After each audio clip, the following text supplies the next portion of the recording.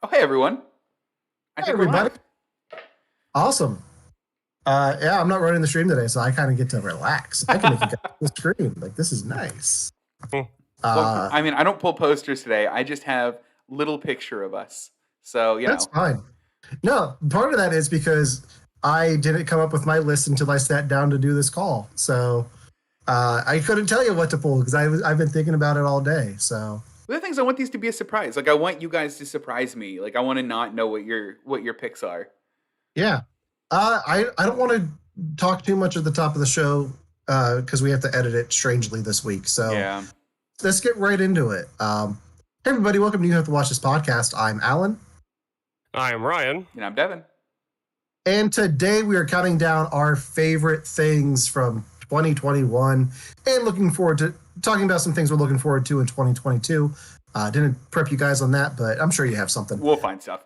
Before we get into all that, how was your guys' Christmas? Yeah, man, it was great. It really was. It started off a bit weird because I got my booster shot. So I was a bit sick going into it, which was kind of a pain. But otherwise, like it in and of itself was great. We had some awesome food. I spent all yesterday playing games. It was really a good time. Nice. Brian, how about you? Oh, it was good. I had to be on call for work in the morning, so I was kind wow. of chained to the sofa in my work clothes, waiting for a call to come in. But luckily, I only had to do that until around 1, and then we went down to my in-laws, and we spent time with my sister-in-law, her husband, both of my parent in-laws, whatever. It was fun. It was good. It sounds good though. That sounds like a good time. Yeah, it was. It was. I took my in-laws on Christmas Day to see Spider-Man: No Way Home. Oh, good. And I have a funny story to tell about it, but it involves spoilers. Weird. Yeah, so I don't know if are we past the point where no one knows what happens in Spider-Man now? I think we're past the point. I think if they haven't seen it on the internet, we've talked about it on this show. So right. Fast forward for mute us for a minute if you don't want to know major spoilers for Spider-Man: No Way Home. Yeah. But the screening I almost said viewing. The screening we saw, we were like, yeah, let's go. We can get to the 145. Let's go. Mm-hmm. I bought the tickets on the way there and realized it was an open caption screening. Because AMC is doing a lot more open caption screenings where they have subtitles on the screen. Oh, cool.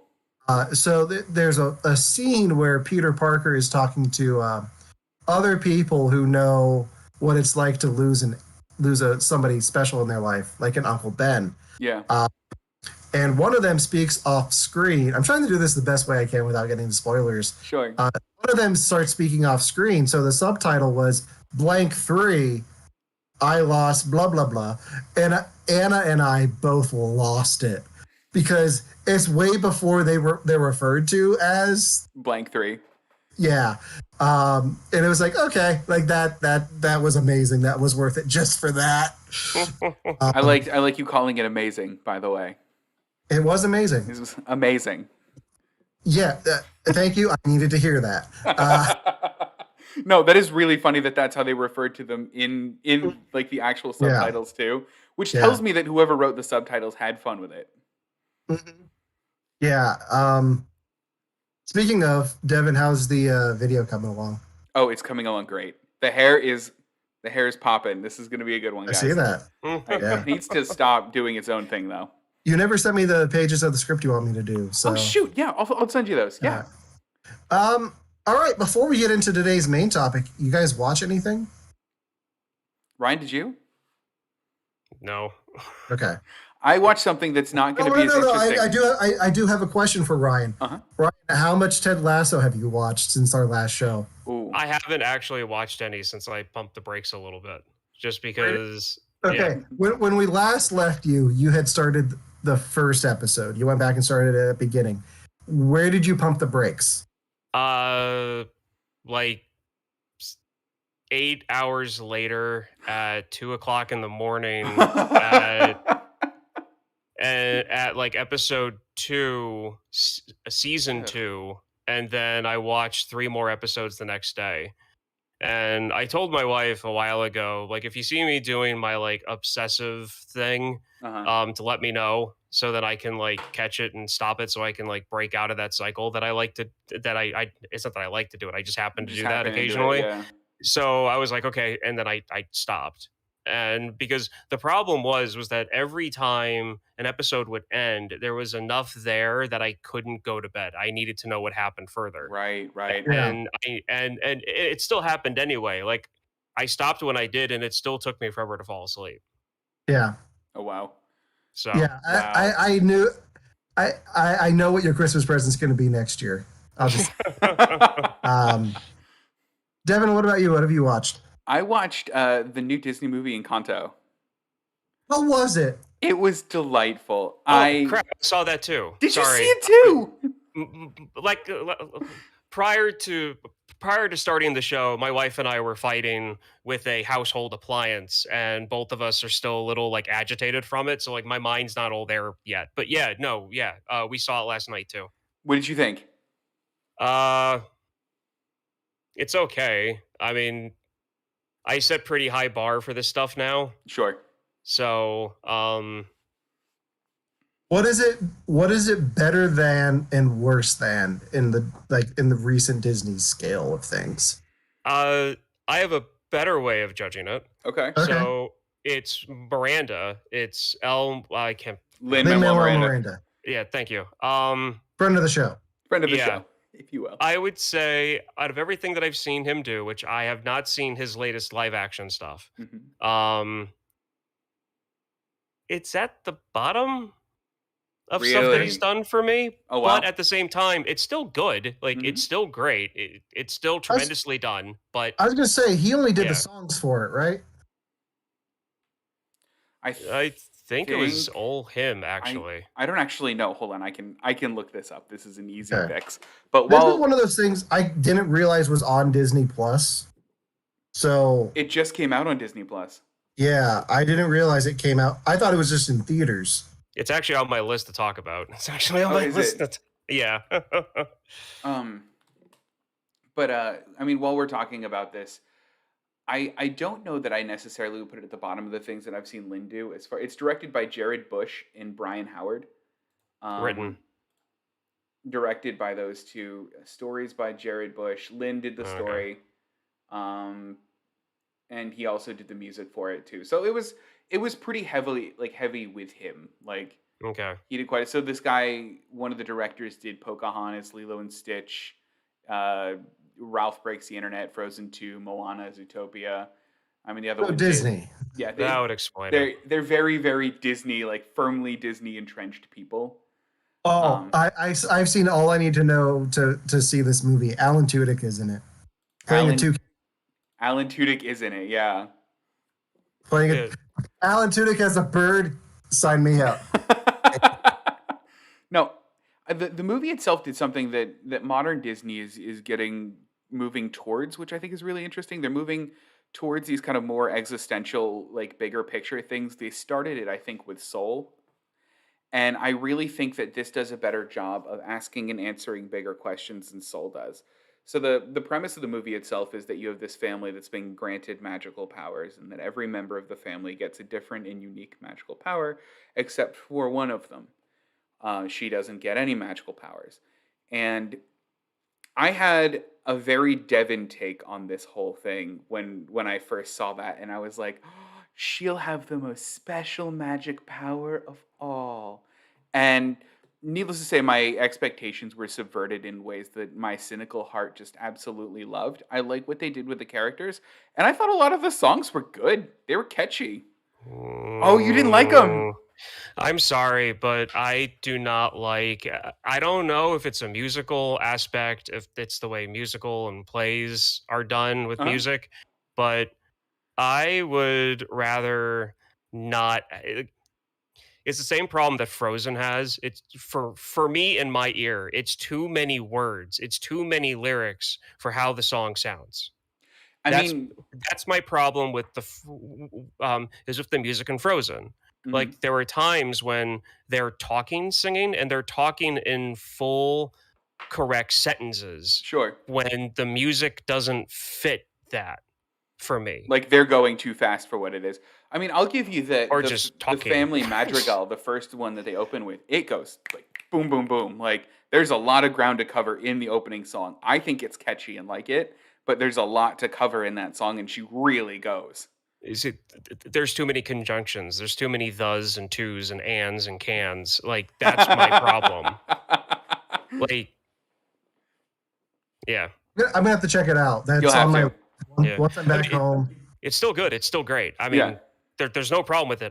I'll watch it again. No problem. I'm just saying, like it's at the base of the stuff that I've seen him do. Mhm. But it's still good. It's Yeah. still good. Got it. Yeah, so that was But all we'll I get, watched, really. yeah, Okay. we'll deep dive into that later. Good. I watched something surprisingly with all my family stuff and travel. I was able to watch The Matrix Resurrections. Tell me all about it. For me, it's probably the best Matrix sequel because I didn't fall asleep. I went back and watched Reloaded and Revolutions before Resurrections, and they were okay. Like I was like Reloaded is slow, and Yeah. Revolutions is kind of a mess. hmm I enjoy the content that's there. It's just a lot of like slow stuff. Resurrections, I enjoyed. They do some cool stuff with it. Neil Patrick Harris is in it, Yeah. and he like it's not really a spoiler. He kind of plays the villain, Oh, and I can see why everyone was like, "Yeah, Neil Patrick Harris would play the Riddler." Like, I think he'd make a good Riddler because you can kind of see that there. Like, he's very menacing and twisted, and I enjoyed his performance. The whole storyline kind of makes sense if you watch the rest of the Matrix films. The action is there. They do a lot of revisiting moments from the original trilogy. Okay. It does get a little bit too meta in spots. And I don't want to go into details on that.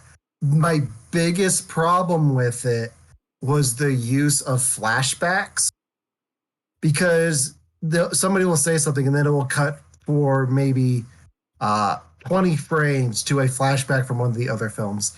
And about a tenth of the movie is them doing that. That's a lot. Wow. It is a lot. And like, it's like, okay, you have to let the audience remember a little bit on their own. Like when you have Neo remembering things on his own, like it kind of makes sense there, but there's a lot of it that's like, wait, what? But overall, I enjoyed it. For me, it's probably the best Matrix sequel. Okay. I didn't go to the theater to see it. I watched it at home on HBO and ordered pizza. Oh, But no, I enjoyed it. I had low expectations for it, and it was better than I expected. so is it worth all of the like? Because I've seen this like get absolutely raked across the coals by some journalists and some reviewers. Like, is it worth that ire, or if you kind of go into it, it's fine? If you don't, one of the like, you can say that the Matrix has a mission statement like to it. Like there's a message there that the Wachowskis were going for. For this one, they pretty much say it blatantly in the film, like, you're gonna get a fourth one of these, we might as well just do it ourselves. Like, what do we want the fourth one to be? And there's kind of like, they even name drop Warner Brothers. Like, Warner Brothers is making us do it. Like, it's weird. Oh, Like, it's a weird name drop, but yeah, it was kind of just like, yeah, this is what we're going for. And they do some cool stuff with it. I really enjoyed it, especially Neil Patrick Harris's performance. It was bugging me out in a few spots because of some things they did.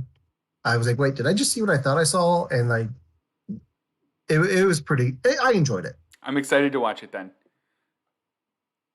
Ryan, will you watch this one? As far as I'm concerned, the Matrix storyline ended after the third one. I don't. Well, I'm really sitting here trying to like think about like how they would expand a movie after the third one, and that's why I'm quiet because I'm trying to process it. So I will say they did a good job of respecting what happened in the third one. The reason that everything happens in this makes sense and doesn't really spit in the face of the third one's ending. It kind of takes what happens there and expands on it, like what happened after that. Because the whole big thing is like Neo comes back and he's like, so everything I did was for nothing. I'm like, no, you changed everything. So now that there was peace between humans and machines, slight spoilers, there's a whole city where people and machines live together now. Oh, cool. So there is peace, but there's more to it than that. So it does a good job of respecting the ending of Revolutions. So Okay. That makes me feel better about it then, because I was wondering if they Yeah. were going to retcon it. Because I know people had their problems with revolutions and those kinds of things. yeah, no, they do a good job of that. Yeah. Good. That's all I want to know for now. I'll watch it. Sold. Okay. All right. Well, I think that's all we have for We Watch This. Let's talk about so do we want to do honorable mentions first, or we want to get into our top 3? Do you want to do honorable mentions first? I think so. I think that makes the most sense. Because if we do it before the number 1, it gets confusing. Yeah, mine would have made my number 4, I think. My honorable mention. Okay. Yeah. All right. So who wants to go first? Let's do an order to this. Let's do it in our podcast intro order, right? Okay. So I'll go Alan, first. Ryan, and Devon. Okay, that makes it easy. So my honorable mention is a comedy special, if you can call it that. My honorable mention is Bo Burnham's Inside. Because since this came out in March, right? Was it March? Yeah. I have listened to the soundtrack at least 20 times. I haven't gone back and revisited the special, but I've listened to the soundtrack. I need to go back and rewatch it. But it was such an entertaining hour of content. The songs were catchy. It was powerful. It's just one of those things that I kept finding myself going back to revisit and really enjoyed. I think my favorite thing about this is I've been talking to a few people about this recently. It really bugs me to call it Bo Burnham's Inside. It just sounds weird and like weirdly graphic. So like I've been making a point to just be like, it's Inside by Bo Burnham. That is what it's called. It's not Bo Burnham's Inside. And I don't know why it bugs me to say it any other way, but it just like it's How about this? Inside, a film by Bo Burnham. Love it. I don't know why, but no, I completely agree with that choice. I love it. I loved that one. Ryan, have you seen it? Who's Bo Burnham again? So back when YouTube started, he was the one who sang songs in his room on his piano. He did New Math, if you remember that one. That was one of his bigger ones. Was New Math. When YouTube Rehab. first when YouTube first came out, I really didn't deep dive into like the people. I just kind of found the weird 5-minute skit stuff and went from there. That was like mainly animated. Well, then you might know Rehab for Fictional Characters. I'll send you some classic Bo Burnham stuff. What's going to happen is you're going to send him classic Bo Burnham. He's going to go, why are you watching this guy in 2021? And what's funny is like one of the best parts of the special is he talks about like his old stuff being problematic. Yeah. And like, is he going crazy? Is he right back where he started 14 years ago? So like it's really like a whole like introspective on his mental state during the first lockdown for COVID. Yeah. Back in 2020. Sorry, yeah. That whole thing just hurt me. Yeah. Back during the first lockdown. Oh God. Yeah. Oh wow. What a world, guys. So that's my honorable mention. Good. Ryan, what's yours? Just realizing something. Um, Probably, Next of Kin, Paranormal Activity, that Okay. movie. Was it? Yeah, because I mean, to be honest, and you're going to realize this real quick with what I pick. I didn't see that much from this year, Sure.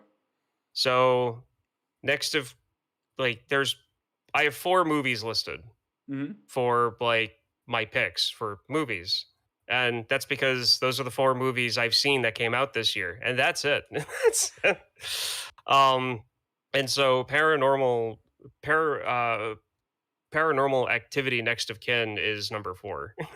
Um, Okay. so Oh, and that's the thing is, when I was doing this list too, I was like, I guess we should include TV shows because, like, man, like, not. I feel like simultaneously everything that was supposed to come out in 2020 got pushed to this year, but also like nothing came out this year. And maybe it's just because like I'm not going to the movies as much as I Yeah. used to because I don't have that AMC pass anymore. But I don't know. I feel like nothing came out this uh, year. when Yeah. I googled it, I mean a lot came out. It was just people not going to theaters, Mm, stuff being available on one streaming app and not the other. There was a lot of that going on. I'll tell you this: nothing on my list I saw in theaters. Uh, Technically, um, technically. but yeah, and I like the only things I saw in theaters were Marvel movies Hmm. and um, and the Edgar Wright Last Night in Soho, which I enjoyed, but didn't make my top 5. Hmm. It might have been like number 6, honestly. Um, but I didn't want to talk about Marvel movies on this because I'm a bit marveled out at the moment. Like I just did a whole nother podcast on Hawkeye last night, Oh wow. over on Victims and Villains. So you can go check that out on their Twitch.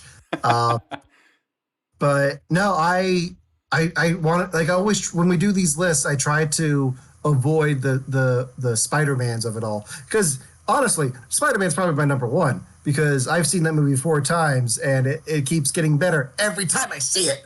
Um, but no, like I just I avoided Marvel with my list. So Well, Yeah. then you'll Yeah, love so my I mean, runner-up. oh, let's hear it. My runner-up for 2021 is Spider-Man. Okay, nothing wrong with that. Yeah. So here's my deal with Spider-Man. Here's why it was runner-up. I think that the movie itself is so shocking when you see it because they did hide. I mean, some of the bigger reveals from it. We knew that some parts of it were going to be there, but there was a lot of fan service in it, and there was a lot of, I guess, just shocking, entertaining, fun moments in it that I don't know that I watched it critically. I think I watched it as like a what? Like every couple seconds I like had that look on my face. It made my top like, 4 list, I guess, for this year because the experience of going there to the theater and the experience of seeing those things happen live and not having any of it spoiled for me and being genuinely surprised and shocked and delighted and all of those things did. I mean, it resonated with me, and my hope is that that's something that I do remember. You know what I mean? Just that feeling. I don't know how it holds up as a movie itself, but because of how great it was in that first viewing, that was special, and I wanted to encapsulate it somehow. Yeah, the first viewing is special for that. But it's something that has like diminishing returns every time you go see it again. Yeah. One thing that I will say is I notice something different each time I see it. Okay. Like this last time I noticed that whole scene in Peter and May's apartment where it starts with her and Happy in the doorway. Like Yeah. as soon as you hear Peter and MJ come through the window, that whole scene up until they cut out to the helicopters outside is one shot. Wow. Which I didn't realize before, but I was like, oh, that's really cool and like a really cool way to run that scene. And like the more I think about some of the things they do in the third act, and like the way the internet points it out to me, like it's kind of heartwarming and heartbreaking at the same time. Like Mm. imagine somebody you haven't seen in 20 years comes back and asks you, "How are you doing?" Like Right. just about that. Like it's like oh, and then you see it again. It's like oh, like it's just. I realize my family downstairs is going to hear me doing that. Be like, what the hell is he doing? What kind of podcast is this? Yeah. But no, I think that's a good number 4. Yeah, I didn't like I said, I didn't want all of my lists to be superhero movies, so that was my I like could runner up. I could do if I did a ranking of all Marvel movies that I saw this or all superhero movies I saw this year, that'd be number 1. Agree, So, completely agree. all right. So I guess we're getting into our top 3 picks now. Here it comes. So my number 3 is a TV show. And Devon was trying to figure out what my TV show was on my list, and it's not something I talk about on the show often. It's Law and Order: Organized Crime. What? Yeah. So I'm not a huge fan of the Law and Order procedural shows, but I'm a fan of. Well, I'm blanking on his name. Stabler. I don't want to get his name right or wrong. So the one of the detectives from Law and Order SVU left the show about 10 years ago. Christopher Maloney. He left the show about 11 years ago abruptly. Like contract things went away, went wrong, and he just left the show abruptly between seasons. He came back this past year with his own show that they set up in Law and Order SVU, and then he got his own spinoff where he's on a task force to fight organized crime in New York City. So there were 2 seasons of it that came out this year, and it's not a procedural. It's a very serialized show. So week to week, you get more of the story. Like it's trying to take out this one crime boss, and then the next season he's undercover trying to take out this crime boss. And I really enjoyed that character and where they've taken him. They kind of did the thing where they killed his wife just to get him his own show, which is kind of, but I've enjoyed the show that they've been doing. Dermot Mulroney was the bad guy for the first season, and then they did like a Czech mob for the second season and had him undercover with a goatee. It was weird. I'm just really like a few weeks ago I was with my mom and I wanted to watch their Christmas episode. They did a special crossover event for the holidays. I was like, I'm going to watch this because I got nothing else to do. So I was like catching my mom up on everything that happened in the first season. And I was like, I haven't done this in a long time for a show. So I feel like that's got to warrant it making my top 3. So I haven't seen a second of any Law and Order ever. Do I need to know any of it to watch the show? I think it does a good job of establishing his history with the show. I would recommend watching the crossovers they do with Law and Order SVU because they've really been playing into them because of his connection to his former partner on that show, Olivia Benson, played by Mariska Hargitay. Mariska Hargitay. Didn't expect a Love Guru reference, did you? No, but I loved it. But they do a good job. They've been really playing with their dynamic and like what it meant for her when he just up and left after 10 years together on the force. Because Law and Order SVU has been on the air since 1998. Wow, really? So, yeah, and they're bringing back the original Law and Order now too. So that's going to be going into like season 31. I don't want to sound rude about this. I didn't know anybody watched Law and Order still. Oh, they play the crap out of it on USA. Ryan, do you have any exposure to like Law and Order at all? Yeah, tons. The original really? show, I had a family member that always had it on in the background. Kristen loves SVU. Oh, wow. She's constantly watching that. I've seen most of SVU. And Stabler honestly was my favorite character. And when he left, I kind of just stopped paying attention to it. Same here. And if you like him, Ryan, I highly recommend this show. Yeah, no, I love the fact that they have him doing like organized crime because that fits his personality. That fits the character's personality to be like going after like mob bosses and stuff like that. So that, I mean, to me, I'm happy like for the character, and it'd be interesting to actually sit down and see it at some point. I said the wrong guy is the bad guy. I said Dermot Mulroney. It's Dylan McDermott. Oh, I'm not the first one to get that confused. That's just something that everyone gets confused. So, yeah, that's my number 3. Anything else? Last Yeah. question on this. Am I missing out on like something genuine by not watching these? Like I know that you guys are like, "Hey, we need to get you caught up on Star Trek," because I am missing something not having seen Star Trek. Should I watch SVU? Like I would say if there's nothing else on TV and there's an episode of SVU about to start, go ahead and watch it. mhm. It's worth it just for iced tea sometimes. Oh Like yeah. you know the John Mulaney bit. Oh yeah. Yeah, uh I mean, like is it like that really? sometimes, yeah. Good. Yeah. Yeah, I mean, it's really played up. I mean, I showed that bit to Kristen, Yeah. but she loves iced tea, and she was just like, "He doesn't always do that." Like that was her reaction. Like she went straight serious with it. So I mean, it's one of those things where, and the best part is, it doesn't matter where you catch the show. It could be episode 5 of season 4. Doesn't matter. It could be episode 10 of season 6. Just watch an episode. It really doesn't Yeah. matter where you Got pick it. it up. So it's not like NCIS where it's a little bit like NCIS is like this much serialized. Like I could hop into any episode of NCIS, appreciate the story, but like I don't know the complicated relationships between the two that develop over seasons. SVU SVU is kind of the same way Okay. because there's, recurring characters that show up for maybe like half a season or two between like 4 or 3 seasons, Yeah. like stuff like that. So, but at the same time, the way that they build each episode, it doesn't matter that past history because it's one of those things where it's like, oh, he's back, Oh, or oh, cool. she's back. Yeah. So then you know that there's prior history, Mhm. and if you've been following it, it hits you even harder. Like, oh crap, they're back. Right, okay.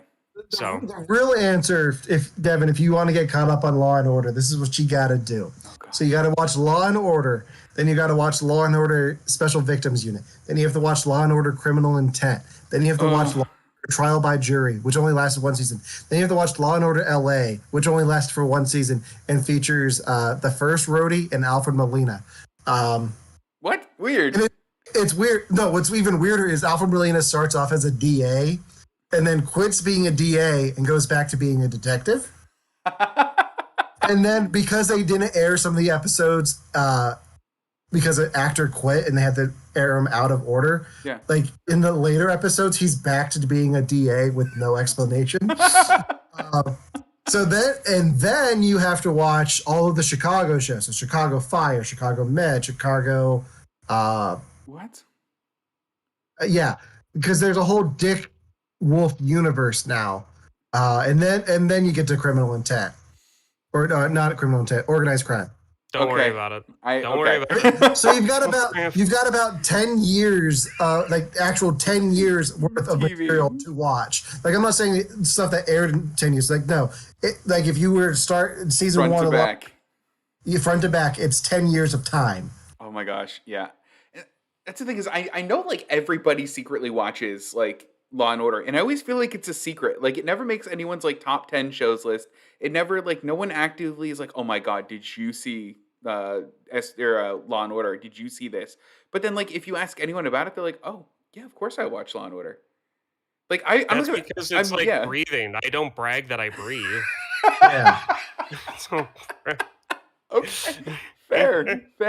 Okay. That's enough about Law and Order. Let's move on to Ryan's number 3 pick for the year 2021. you know what? I'm gonna go with Venom for number 3. Okay.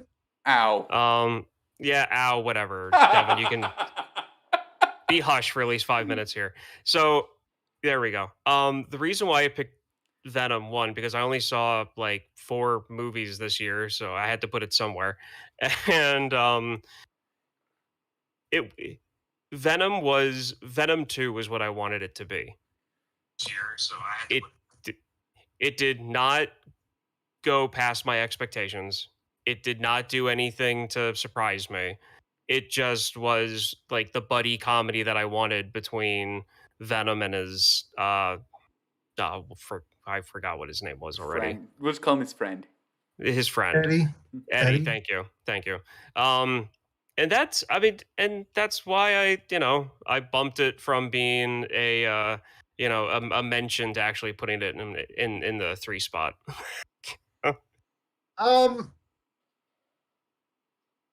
I saw this movie twice.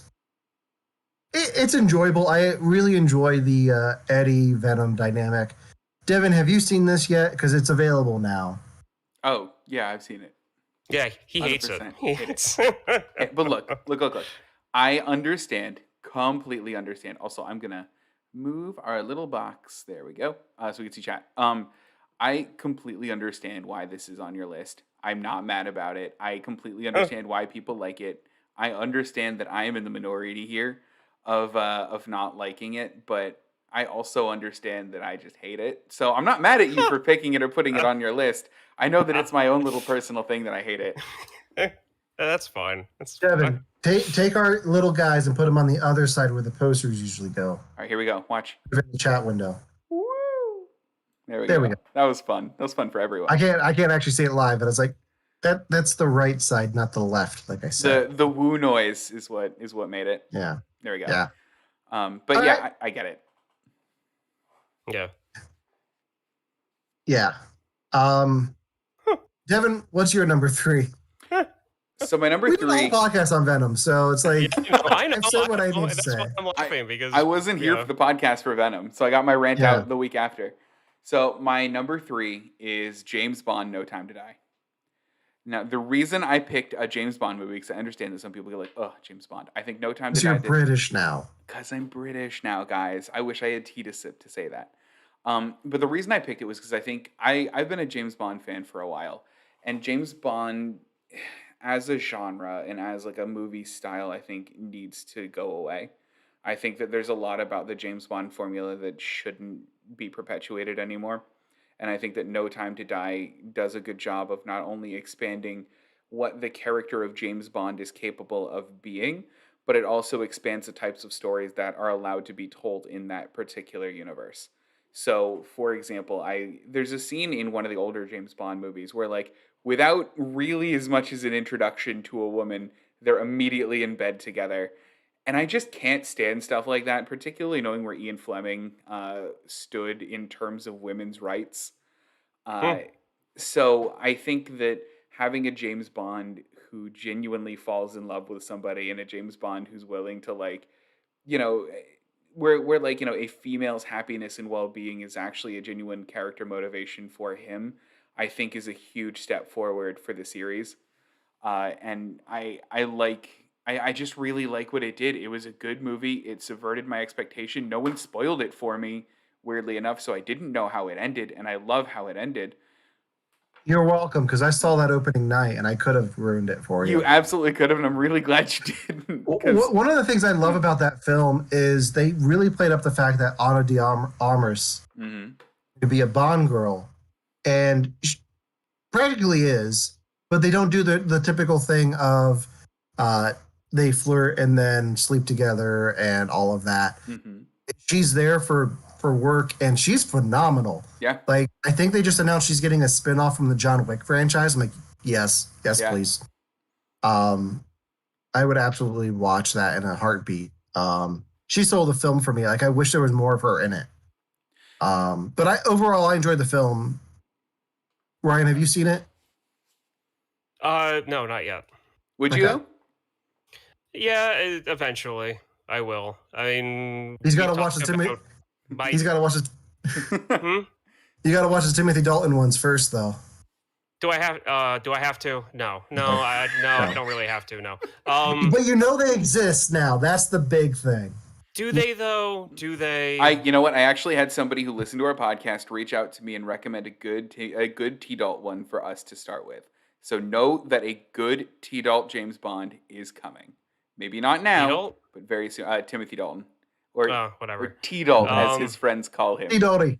Okay. Well, I mean, you guys know about my thing with like James Bond and all of that stuff. So I mean, it's going to be a while, but I'll eventually see it. Okay. I will eventually. Well, let me know what you think, because I liked it a lot. Okay. Okay. So it's back to me now, right? Back to you for number 2. All right. My number 2 is we talked about him earlier in the show. It's the directorial debut of Lin-Manuel Miranda, Tick, Tick, Boom, starring Andrew Garfield. Inside by Bo Burnham, I've been listening to the soundtrack nonstop since I've seen the movie.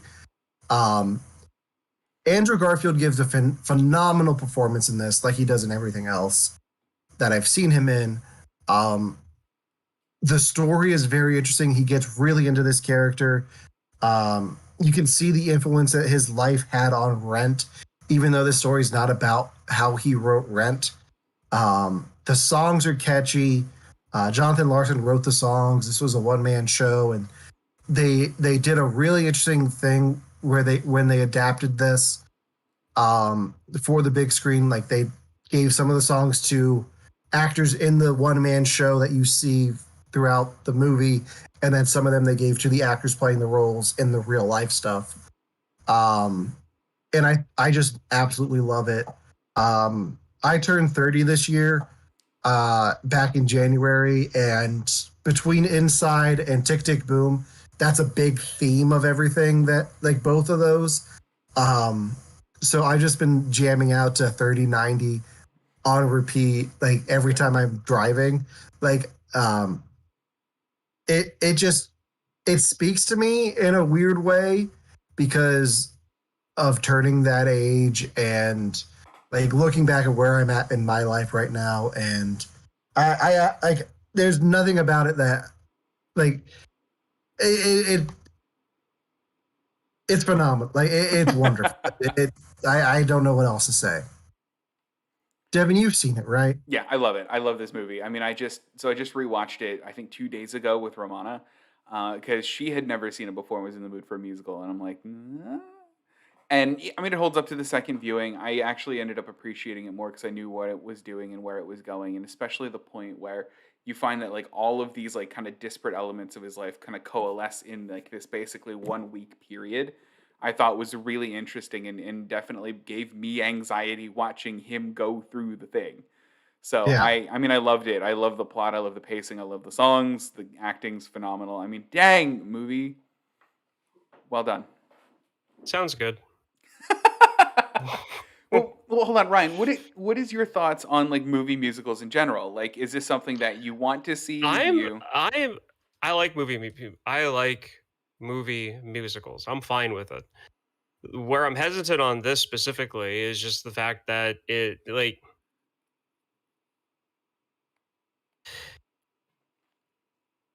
it's wrapped in Rent, unfortunately to me. Th- that's my problem. Yeah. And I know that this is about the guy's life, which is completely different than, watching the movie version of the play that he made. So I know it's not that. It's just there's that hesitation that I have because there's other stuff I want to watch first, Mm-hmm. which I haven't really gotten around to watching a lot of stuff from this year. So it's kind of on the back end of the list. Yeah. Well, I'll say this: it's on the top end of my list for the show. It's not going to be next week's, but I get to pick the week of my birthday. It's going to be Tick Tick Boom. Oh, good. Okay. So that's coming. So you will be watching it within the next month. So be prepared. Perfect. Okay. In the words of Scar from The Lion King, for some reason. Good reference. But no, I absolutely enjoy it. It really makes me want to go back and rewatch everything Andrew Garfield's ever done, because I feel like I've been missing out. But that's all I've got to say for my number 2 pick. Ryan, what was yours? Well, it was one that we already kind of touched on already a little bit, but Mhm. I mean, it's my number 2, so yeah, gonna talk about it more. Is it Law and Order? No, Aw. Encanto. Yay! Yeah. Like I said before during the whole like we watched this segment, I watched it just last night. It's when it comes to the stuff that Miranda has worked on, animation, I definitely put Moana over this one. Sure. And there were moments when my wife and I were going, they did that in Frozen, they did that in Moana, and I felt like a lot of like the way that this movie was written and everything was kind of like blended together Yeah. to make this. So there were moments where I'm like, it's not really, It doesn't as like it unique. doesn't connect or it isn't like yeah.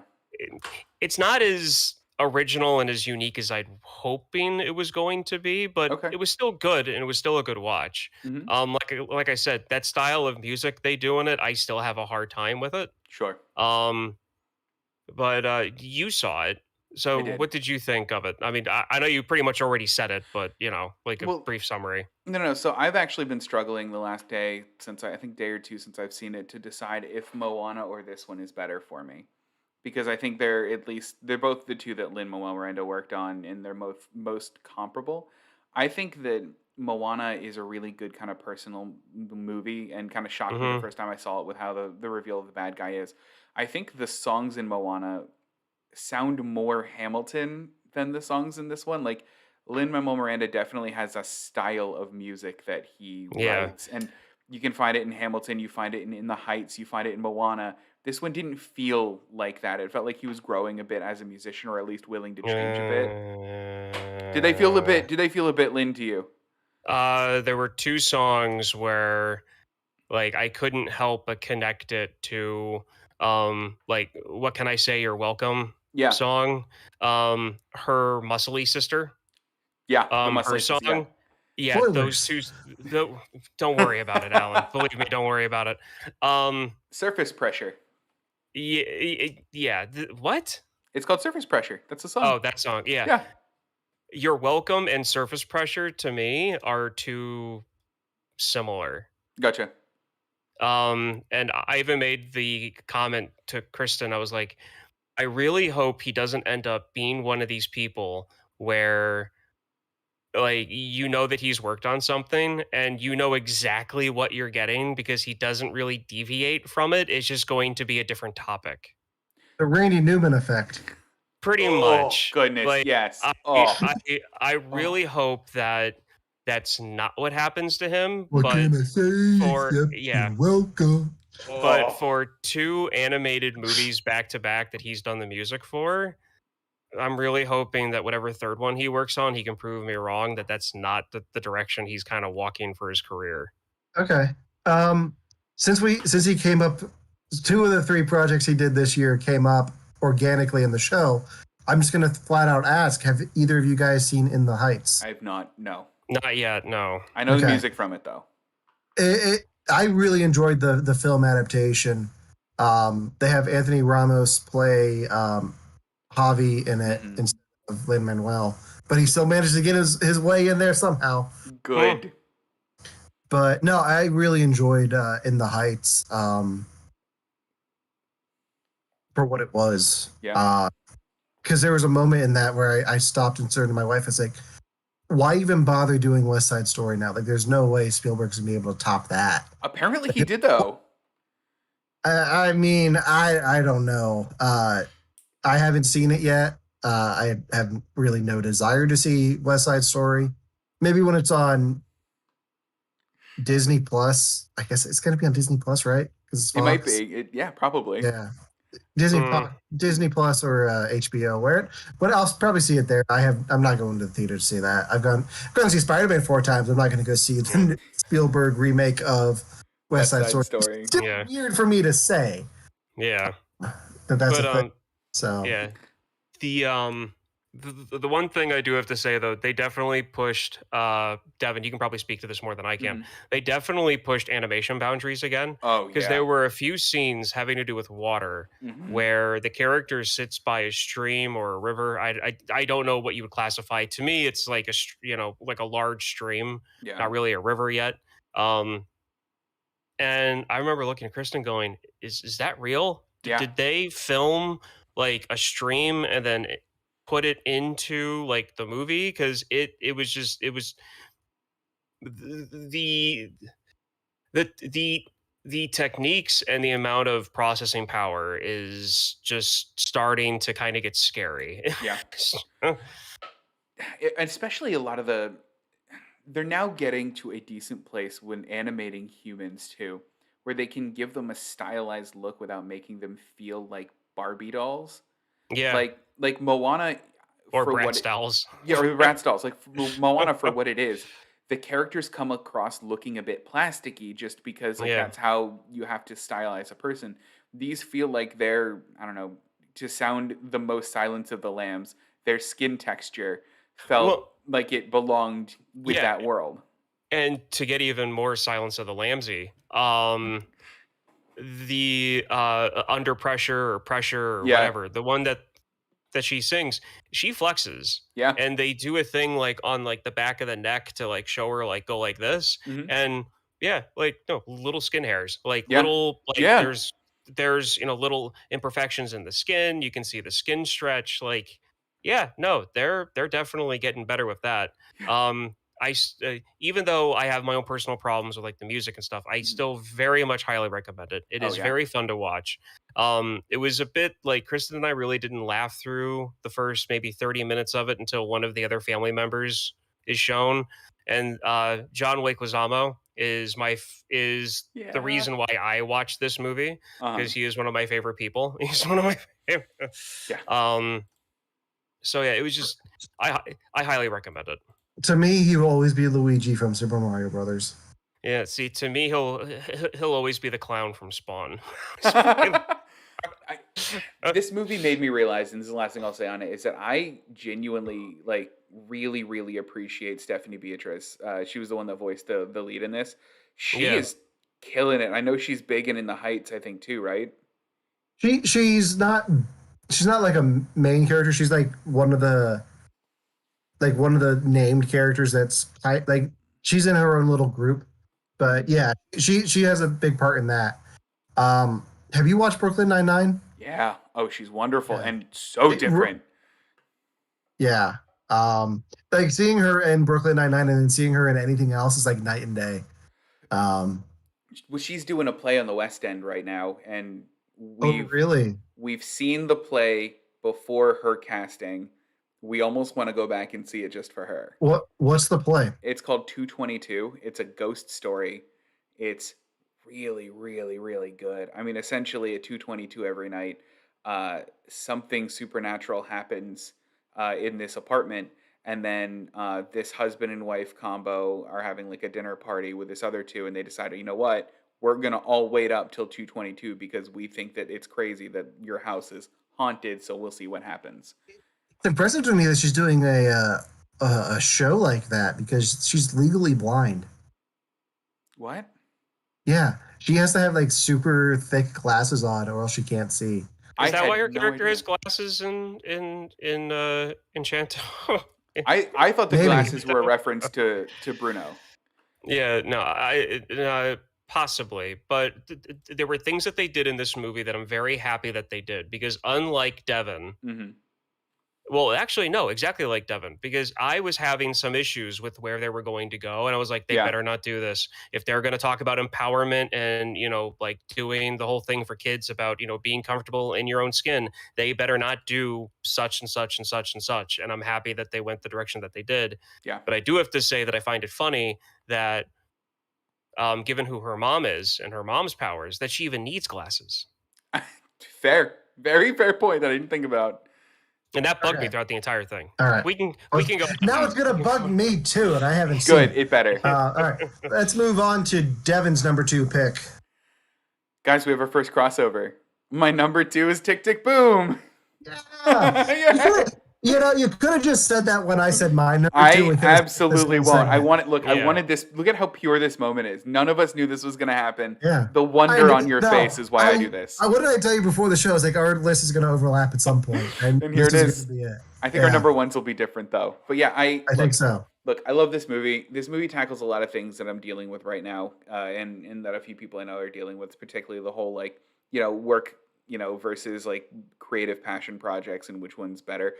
And the reason this made it so high on my list for this year is because I hate Rent, and you guys both know I hate Rent. I made you guys hate watch that movie during our musical special, and I spent a lot of that time complaining about it. If this was going to be a love letter to Rent, I was going to be really upset, and it wasn't. So I mean, it's wonderful. It's great. See it. I love it. That's good for me. Yeah. Yeah. So it'll be a birthday present for both of us the It week will. that we make Ryan watch it, because it'll be the day between our birthdays. It's going to be great. So I think, right? Is that right? I think so, right? Yeah, Yeah. the 25th. Good. So yeah. And it'll be all right. one day since the episode takes place, because the first episode takes place on my birthday, or the first scene of the movie. Yeah. Good. Does it? January 26th, 1990 is the day that he circles in the Calvin and Hobbes calendar. In the beginning. Yeah. What was funny is he dies on the 25th of January. Oh, that's a couple days before his birthday. Yeah. Okay, so my number one pick. Yes. I don't need to see the movie then. Good. He dies at the end. I don't need to see He it. doesn't die at the end. He doesn't. No, he doesn't die in the movie. It's like the doesn't die in the movie. Titanic. I know it sinks. He doesn't die in the movie. Okay. All right. My number one pick. We hinted at this before on the show. We were supposed to do an episode on it, and we ended up not doing it. And I don't think either of you have seen this yet, but I'm going to spoil the shit out of it now for you. My number one pick is Ghostbusters Afterlife. Oh, cool. For a multitude of reasons. The lesser of which is my New York Comic Con experience seeing this movie with the cast and crew and Ivan Reitman and Jason Reitman and Carrie Coon and Finn Wolfhard all being there for the surprise screening where we got to see the whole film. This film does a lot dealing with legacy and family and a lot of the things that I'm dealing with right now. As you can tell, I'm not home right now. I am at my grandfather's house taking care of some things. And this film deals a lot with the relationship that, or the relationship with grandchildren and their grandfather, and a daughter and her father who wasn't there. And it does so beautifully. This film, it's in the Ghostbusters franchise. There are comedic elements to it. I wouldn't necessarily classify it as a straight up comedy. Paul Rudd is there for comedic relief. He does a great job. The cast in this is phenomenal. Mackenzie Grace, who plays the main girl, absolutely nails being a Spangler. Because they are Egon's grandkids. Yeah. But most of all, this film is a love letter to Harold Ramis. Oh. They do such a great job dealing with his legacy and his relationship with not only his family, but with the former Ghostbusters. And I don't know if I want to get into spoilers, because there's a moment in the film that I don't want to spoil for you guys, but I'm really tempted to. That made it made me cry. Like in that New York Comic Con, I was crying in the hall because it does something that's so beautiful and so tasteful the way they do it that I was like, this is perfect. Like this is absolutely everything this movie needed to be. I'm really curious about what that is, because I mean this movie's really high on my list too to watch. I could tell you if you want. Like, if you want to know. Ryan, are you gonna be mad? Nah. I mean, look, if you are, that's fine. We'll talk about it off. I haven't seen it either, but at the same time, it's one of those things. Enough time has gone by that it's fine if I know, and I think I might know what you're talking about anyway. Yeah. Because of the internet. I mean, at this point, it's my fault. I'll be as vague as possible because I'm not going to tell you like all of the who's in the war. But I'll tell you this: there's a scene where McKenna Grace, the granddaughter, has a proton pack and is fighting the main monster at the end of the film and struggling, and then out of nowhere, another pair of ghost hands takes the thing, and it's Harold Ramis. Oh, I love that. She looks back and he looks down at her. Because his ghost is there throughout the whole film, like interacting with her. Like you don't see it, but you can tell that it's him because like they play chess together and there are things like that. But the moment that happened, I was just like, like it just really like that looked weird on camera. But like you can see like go for the heart and it looked like it did something else. But no, I absolutely love this film. It ends with a tribute to him. Oh. And sets up a future for the Ghostbusters franchise that I think the franchise needs. So I have a question, and this is going to sound terrible, but I've seen a lot of, not a lot. I've seen some like talk pieces on this, without any spoilers. So I don't know what to talk about. They just say that that Ghostbusters or this one is nostalgia done incorrectly. I would say this is the best use of nostalgia for a film in the last 15 years. Okay, okay, and I wonder why. I didn't read the piece because I didn't want anything So, ruined for me. unlike the reboot from 2016, like everything that's there serves a purpose. Like there's a reason that you see the ghost trap and the car and the uniforms. Like it's not just like they stumble across all this stuff organically. It doesn't feel forced. Um, the tone of the movie though is the big thing that is spot on to the original Ghostbusters. And what I was trying to get him around when we talked about Ghostbusters 2, Ghostbusters 2 feels like a completely different movie. Mm. You can watch Ghostbusters and Afterlife back to back, and the tone is the same because it's comedic and it's got those elements to it, but it's not just a straight up comedy. Like it is like supernatural and like a little bit of a thriller too. It's not just a straight up comedy. I think for me, I've seen a couple of posters, and I think the thing that feels wrong nostalgia to me are like the baby Stay Puft Marshmallow Men. I don't know how big of a role they play in it, but for me, That's the it just looks like so somebody that watched Mandalorian. Okay, it to me Uh in the huh. trailer. So to me, whenever I see stuff like that, Yeah. that seems to me that seems like it's a 10-second gag in the movie, and if anything else, you see maybe one like an hour later doing something because it's snuck into a pocket. Oh. Like so rationally, that's what that looks like. that's pretty much what it is. That scene is Okay. for the marketing to sell Funko Pops of little Stay Puft Marshmallow Men, and to give Paul Rudd something to do, and to force in a product placement for Walmart. The fact that you said Yeah. that scene and you weren't like that character that follows them throughout the whole thing, or like that running joke, makes me feel a It lot better about it's it. it's about there's a whole sequence in a Walmart with them, Mm. and it kind of goes away. So Uh, what you're Yeah. telling me is that like Paul Rudd's bounty in the beginning of it wasn't to find and protect a baby Stay Puft Marshmallow Man, and then all of the other uh, bounty hunters are See, also after. this is when your cynicism. This is when your cynicism Uh huh. hurts your like thought process. Well, and that's it though. I mean, and it might be because to me it's like okay, someone saw the Mandalorian. They think baby thing that we are nostalgic for equals money. Therefore, baby thing that we're nostalgic for goes into movie. Okay? So have have you seen Bruce Campbell versus the Army of the Dead Oh or my whatever gosh, that third Evil Dead movie? it's been years, but yeah. Okay, do you know what that scene in the trailer reminded me of? What? When he has to fight the mini hymns in the windmill. Yeah.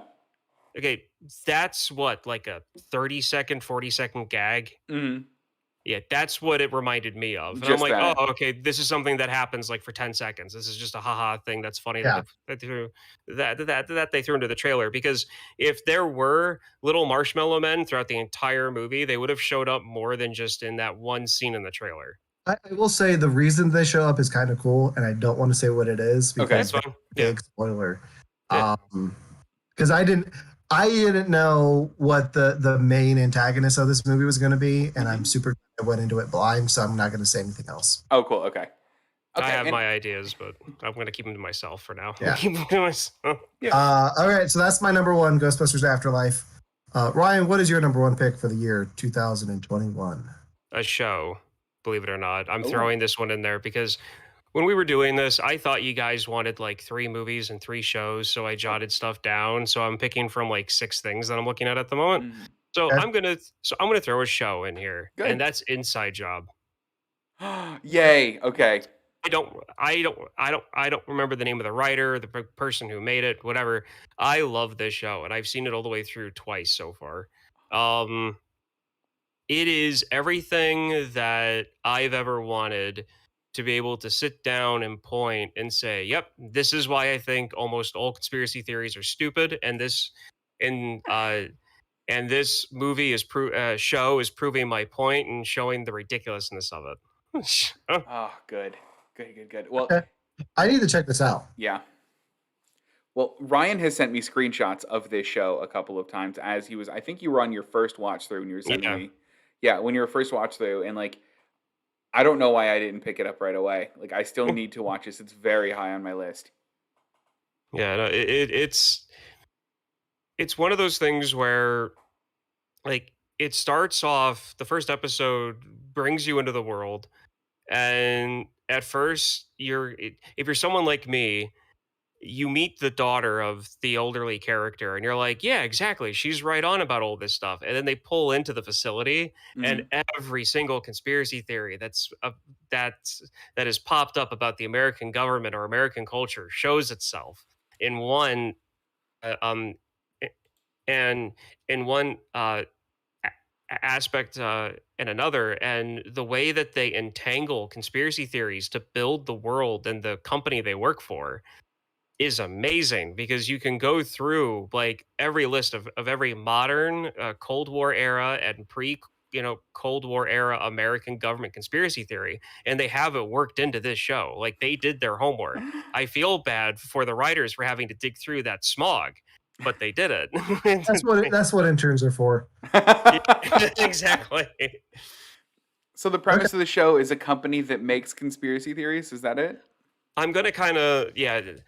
I'm gonna set it up more now than I ever have in the past. Okay. So you've got the main character whose dad is retired Mhm. from the corporation, Mhm. and the corporation or company runs. It's basically the shadow government. Mhm. It is the shadow government, and they have like working relationships with the lizard people and with the Uh, Illuminati, and they make sure that everything happens in the way that the founders want it to be done, mhm. which is these guys in robes that they talk to every now and then on like conference calls, Huh. and it's all set up like in this corporate atmosphere. So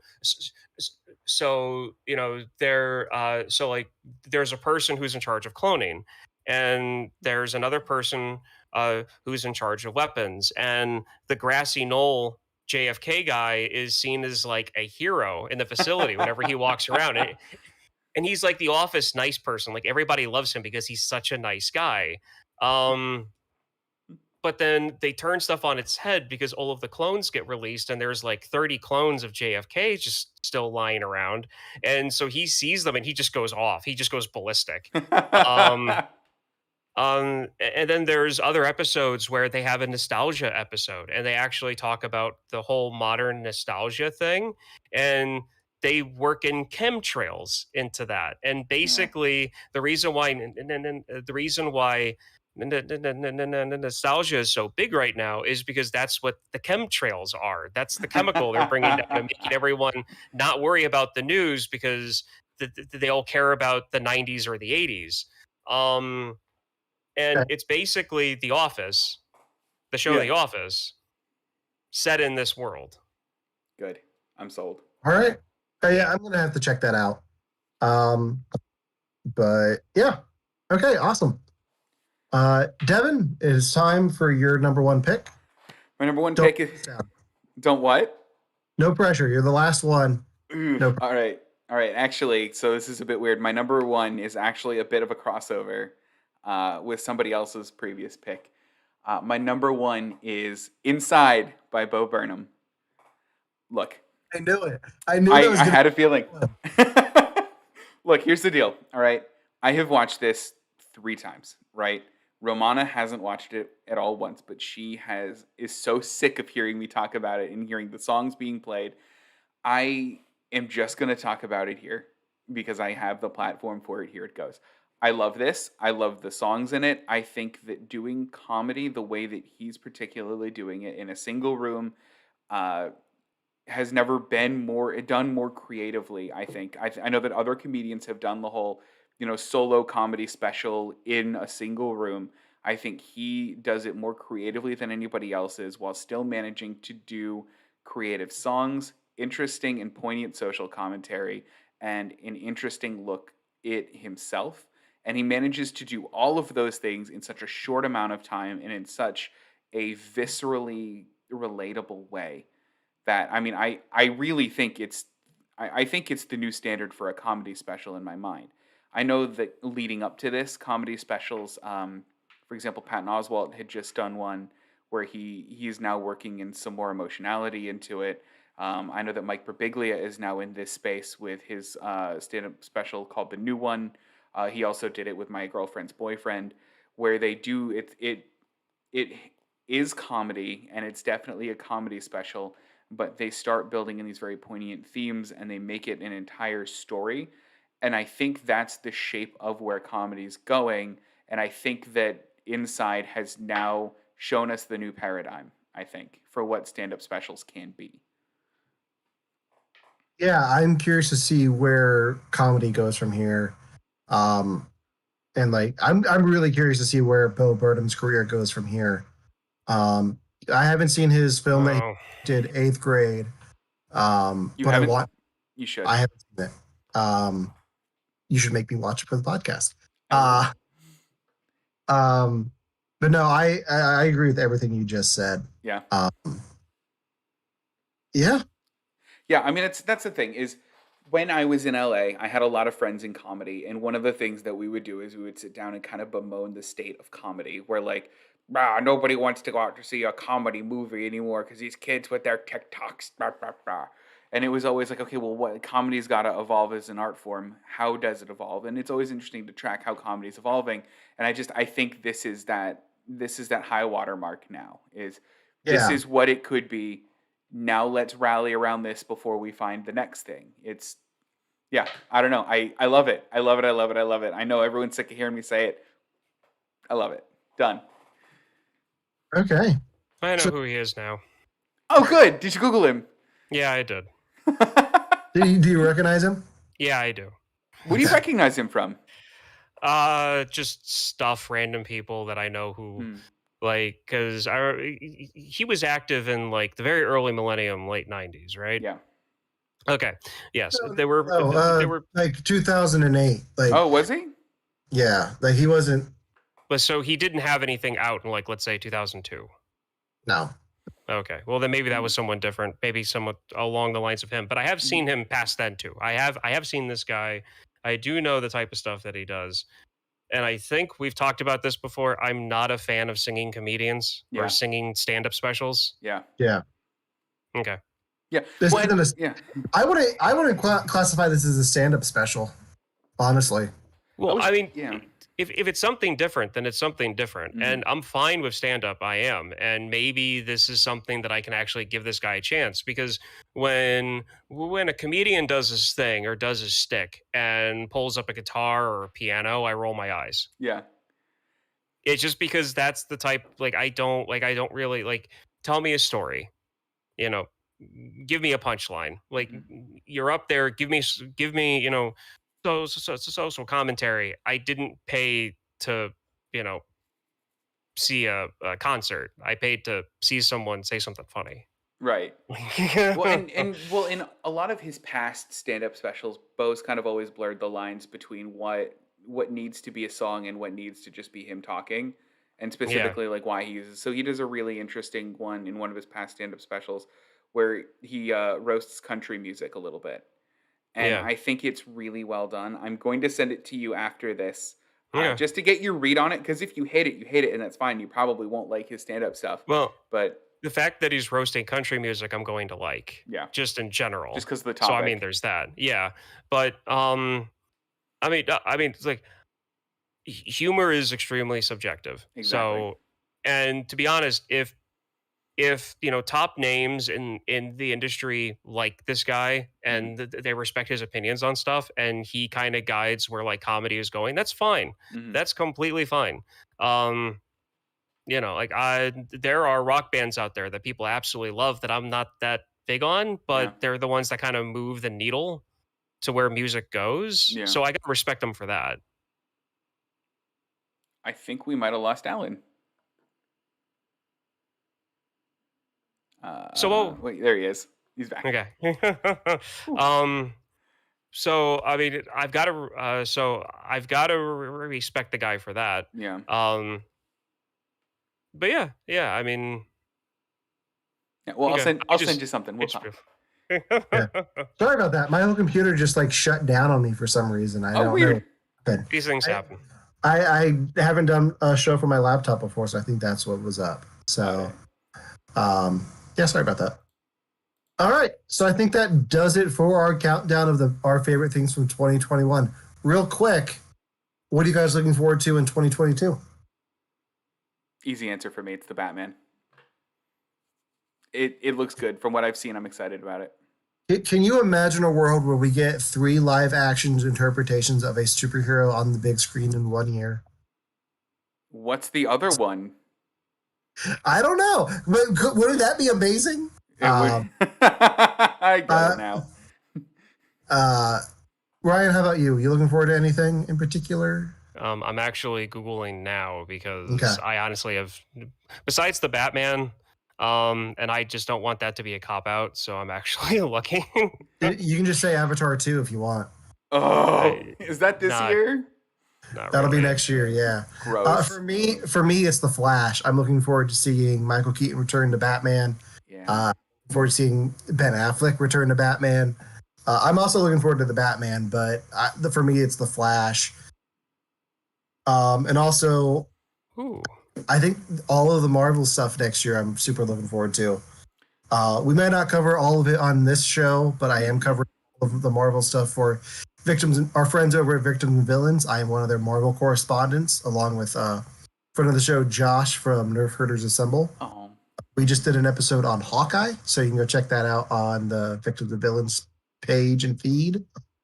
Brian, I can keep vamping. No.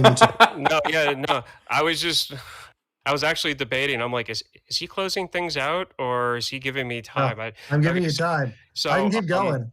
So to be honest, outside of any superhero stuff, the one thing that jumps out of me, even though there is controversy around it, is the Top Gun Maverick, because I've been waiting for this for like 4 years now.